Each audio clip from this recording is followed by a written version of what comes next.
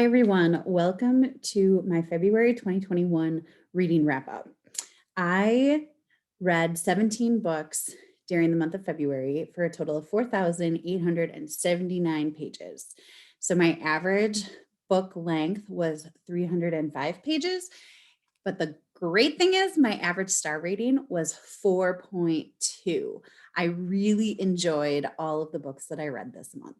So let me show them to you. So the first book that I read was a very steamy romance from Pippa Grant, and that is Real Fake Love. And this book takes place with her, the baseball team series, and they are all steamy, all of them, but they're funny and witty and wonderful, and I really liked it. So of course we have real fake love. So we have a fake relationship that turns into a real relationship, and it's a lot of fun, but very steamy.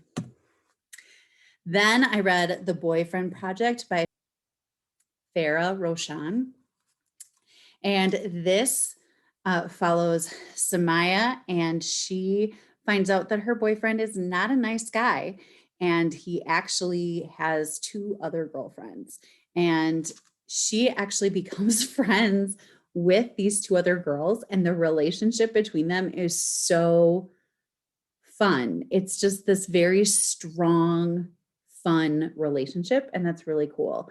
So that's The Boyfriend Project by Farrah Rochon. That was a book of the month pick that I had left over, but I just really wanted to dive deep into romance this month. So I definitely am glad that I picked that one up off my shelf.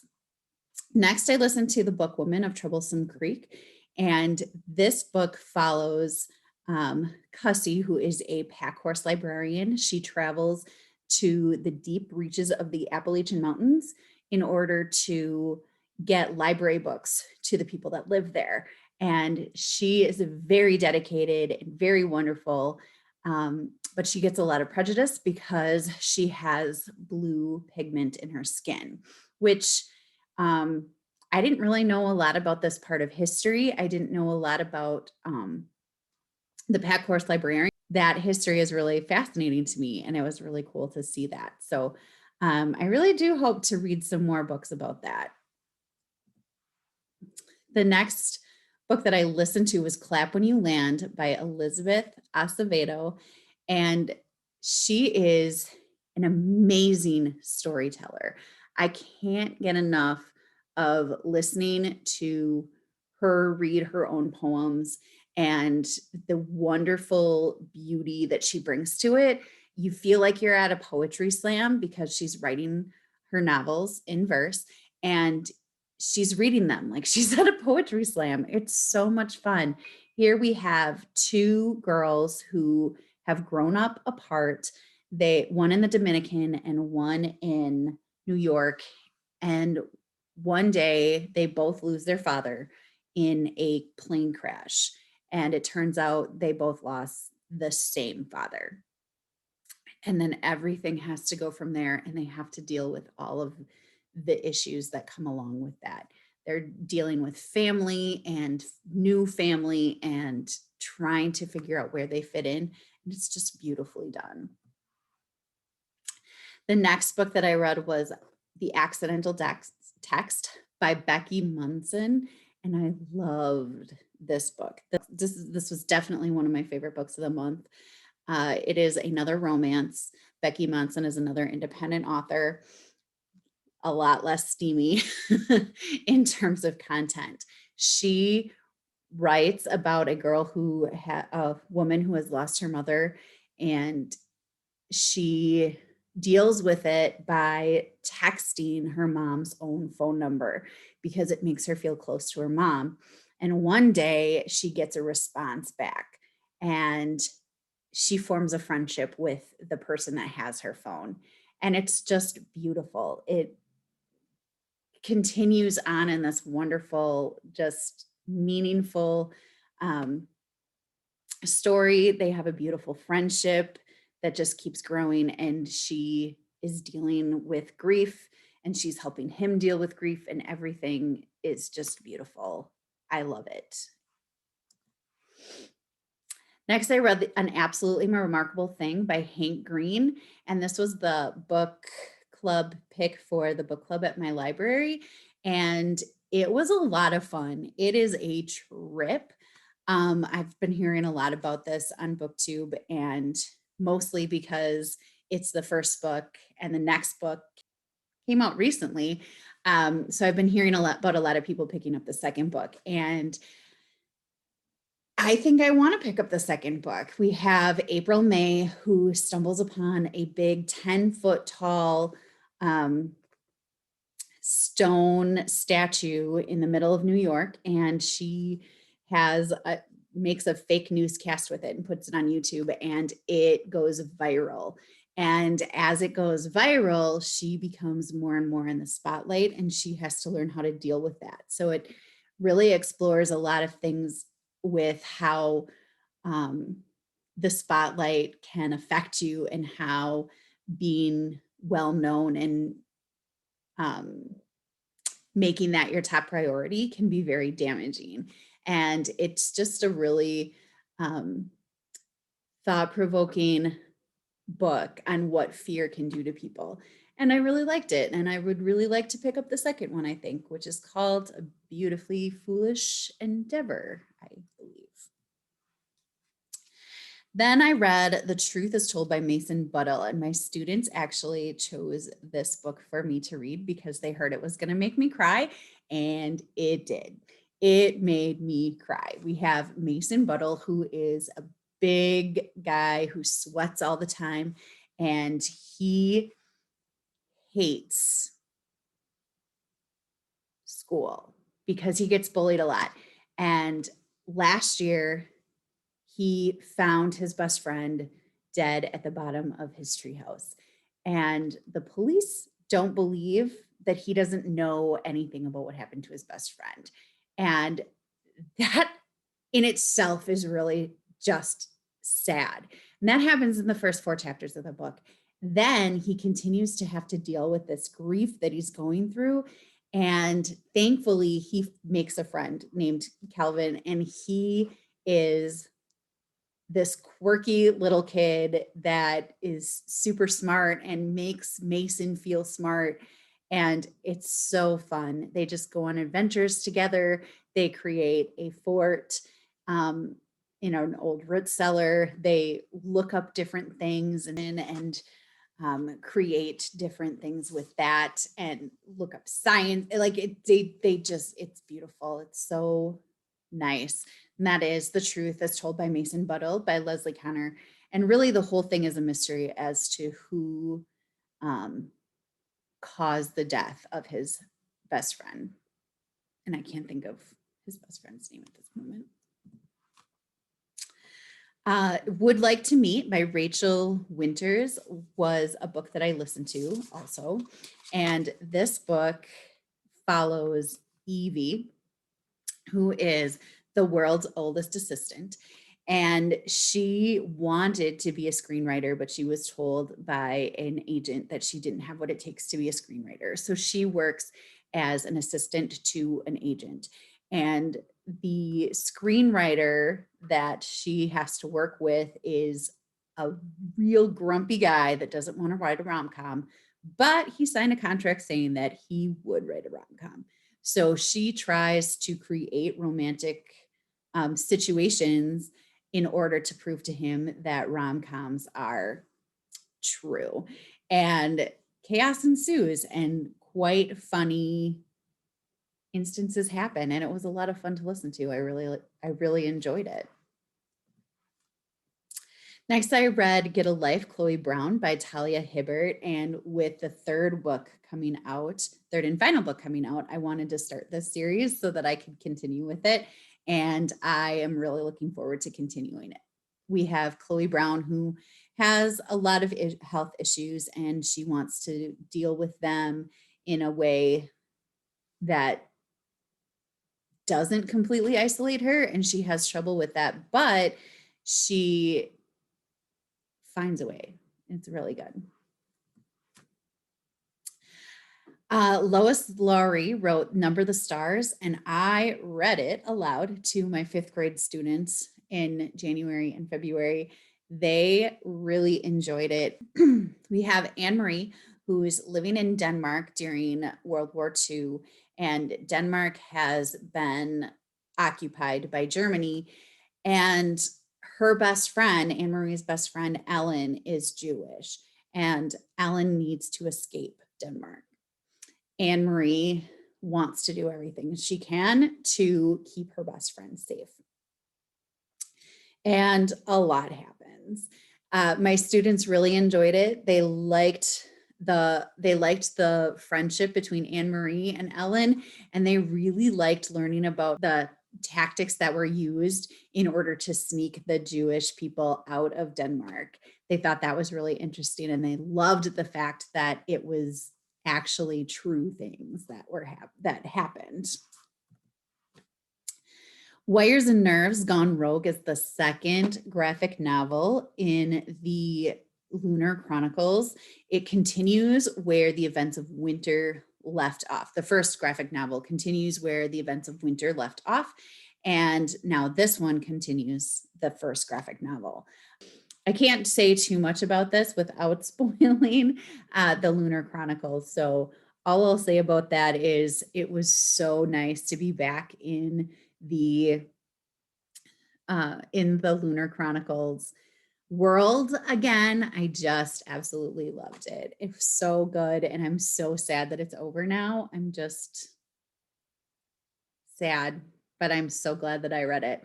So Lunar Chronicles, starting with Cinder. If you haven't read it yet, read it.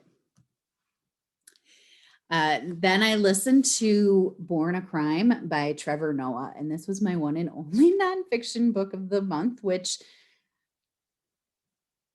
I do but don't feel guilty about. But I thought this book was really engaging. Trevor Noah is just a wonderful person, or he seems to be a wonderful person on his show, and he tells his story in a wonderfully honest and charismatic way, and it was just wonderful to listen to.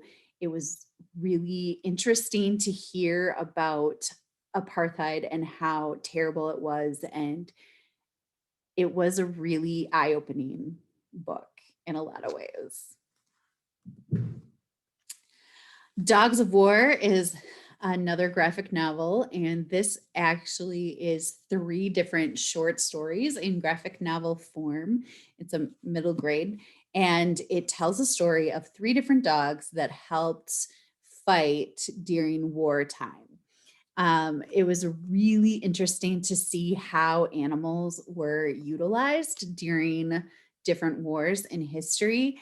And I really love the story of the Christmas truce during World War II, or World War I, World War I. And that's actually included in this book. And so it was really cool to see another vantage of that and just explore that a little bit deeper. Red Kayak is the book that I read aloud to my 6th and 7th graders. And this book follows Brady, who loves all things on the water. He is a crabber, and he is into navigation and things like that, water rescue. And he gets asked to help with a water rescue one day, and he ends up saving his 3-year-old neighbor, Ben, who later dies from complications with that. And that's all in the beginning. That's all the very beginning of the book.